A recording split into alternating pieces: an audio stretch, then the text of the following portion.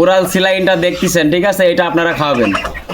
এই ওরাল স্যালাইনটা পানির সাথে মিশিয়ে এই স্যালাইনটা 100টা হাঁস বা মুরগি পায়রা খেতে পারবে। আপনারা বয়স্ক যারা অ্যাডাল্ট আছে তাদের জন্য 100টা, আর যদি বাচ্চা হয় 200টা আপনারা নিয়ম অনুযায়ী খাওয়াবেন। আর যদি পাতলা পায়খানা বা চুনা পায়খানা করে আপনারা অবশ্যই সাথে রেনামাইসিন অ্যাড করে দিবেন।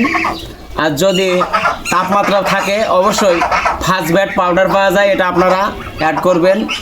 আর আপনাদের হাঁস মুরগি যদি 1 থেকে 2 দিন ধরে আক্রান্ত হয় তাহলে অবশ্যই এর সাথে আপনারা সিপ্রোফ্লক্সাসিলিন যে পাউডারটা বাজারে পাওয়া যায়, সিপ্রোয়ে, সিপ্রোসিন, সিভক্স, বিভিন্ন নামে বিভিন্ন কোম্পানি বাজারে এনেছে, আপনারা যে কোনো একটি ব্র্যান্ডের কোম্পানি আপনারা সংগ্রহ করবেন।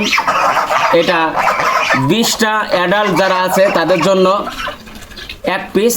আর যদি পাউডার হয় একটা 10 mg যে পাউডারটা পাওয়া যায়, এটা কিন্তু আপনারা 100 পিস অ্যাডাল্ট যেগুলো বড় যেগুলো তাদেরকে খাওয়াতে পারবেন। আর যদি বাচ্চা হয় ছোট হয় তাহলে আপনারা 100 পিস খাওয়াতে পারবেন। আর আসসালামু আলাইকুম বন্ধুরা, এখন আমাদের গ্রাম এলাকায় হাঁস মুরগি পায়রা, বিশেষ করে যে রাজহাঁস, আমাদের এলাকায় রাজহাঁস বা ছলে হাঁস বলে আমরা পরিচিত, আমরা ছলে হাঁস বলি। আপনাদের এলাকায় কি নামে আপনারা ডাকেন জানি না, কিন্তু আমাদের গ্রাম অঞ্চলের মহিলারা শখ করে এইসব রাজহাঁসগুলো বাসা বাড়িতে লালন পালন করে থাকে।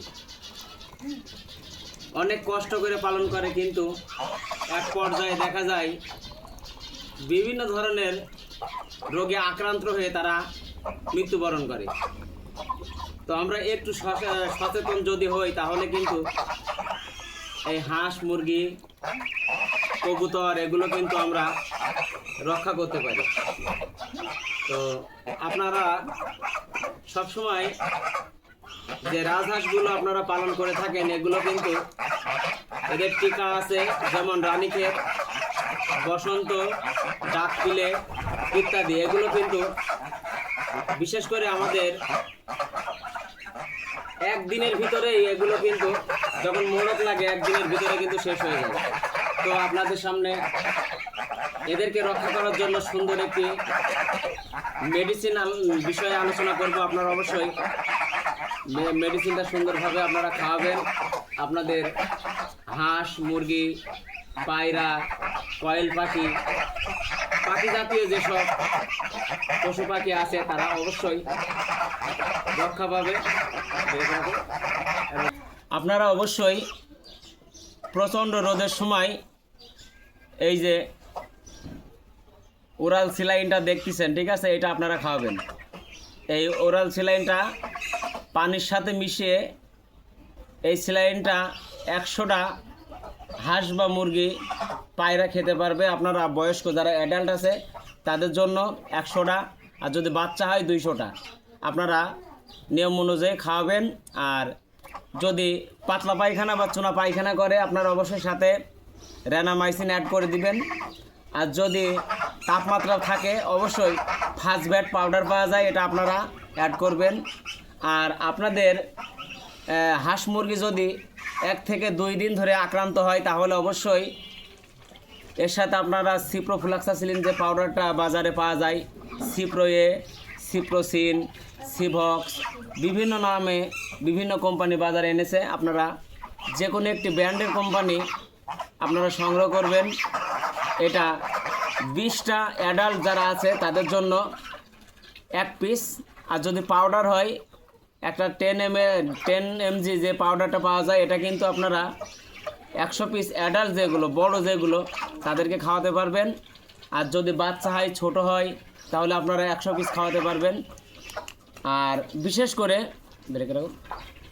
রাজহাঁসগুলো আপনারা অতি যখন তাপমাত্রা 45 ডিগ্রির উপরে চলে যাবে তখন আপনারা অবশ্যই গোসল করানোর ব্যবস্থা করবেন।